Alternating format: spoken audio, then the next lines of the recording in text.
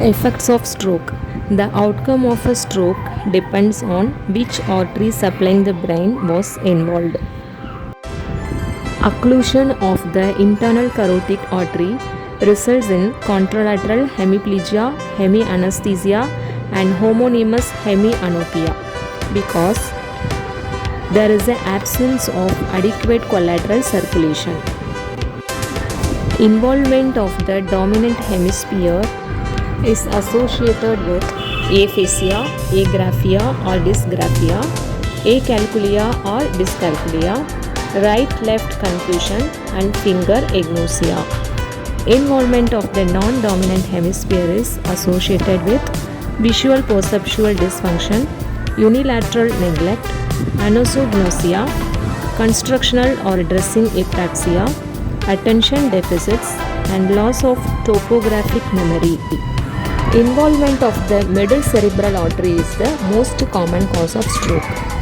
Ischemia in the area supplied by the MCA results in contralateral hemiplegia with greater involvement of the arm, face, and tongue. Sensory deficits, contralateral homonymous hemianopia, and aphasia if the lesion is in the dominant hemisphere. There is pronounced deviation of the head and neck toward the side on which the lesion is located. Perceptual deficits such as anosognosia, unilateral neglect, impaired vertical perception, visual spatial deficits, and perseveration are seen if the lesion is in the non-dominant hemisphere. Occlusion of the anterior cerebral artery produces contralateral lower extremity weakness that is more severe than that of the arm. Apraxia, mental changes, primitive reflexes, and bowel and bladder incontinence may be present.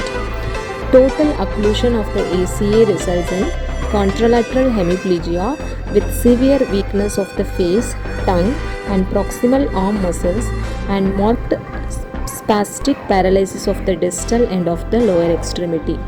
Cortical sensory loss is present in the lower extremity. Intellectual changes such as confusion, disorientation, abulia, whispering, slowness, distractibility, limited verbal output, perseveration, and amnesia may be seen. Posterior cerebral artery. This artery supplies the upper brainstem region as well as the temporal and occipital lobes. This leads to sensory and motor deficits, involuntary movement disorders, example, hemibalism, postural tremor, hemichorea, hemiataxia, intention tremor, memory loss, epilepsia, stereognosis, dysesthesia, akinesthesia, contralateral homonymous hemianopia or quadrantanopia, anomia, topographic disorientation, and visual agnosia. Cerebellar artery system. Occlusion of the cerebellar artery results in ipsilateral ataxia, contralateral loss of pain and temperature sensitivity, ipsilateral facial analgesia, dysphagia, and dysarthria caused by weakness of the ipsilateral muscles of the palate, nystagmus, and contralateral hemiparesis.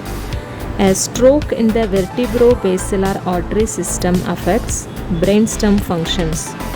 The outcome of the stroke is some combination of bilateral or crossed sensory and motor abnormalities such as cerebellar dysfunction, loss of proprioception, hemiplegia, quadriplegia, and sensory disturbances, along with unilateral or bilateral involvement of cranial nerves 3 to 12.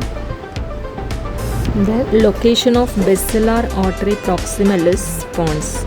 If this artery involved, then we can see the symptoms as quadriparesis, bilateral asymmetric weakness, bulbar or pseudobulbar paralysis, bilateral paralysis of the face, palate, pharynx, neck or tongue, paralysis of the eye abductors, nystagmus, ptosis, cranial nerve abnormalities, diplopia, dizziness, occipital headache, coma.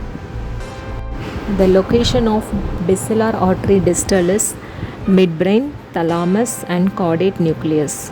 The possible impairments will be papillary abnormalities, abnormal eye movements, altered level of alertness, coma, memory loss, agitation, and hallucination. The location of vertebral arteries, lateral medulla, and cerebellum. The possible impairments will be dizziness, vomiting, nystagmus, pain in ipsilateral eye and face, numbness in face, clumsiness of ipsilateral limbs, hypotonia of ipsilateral limbs, tachycardia, gait ataxia.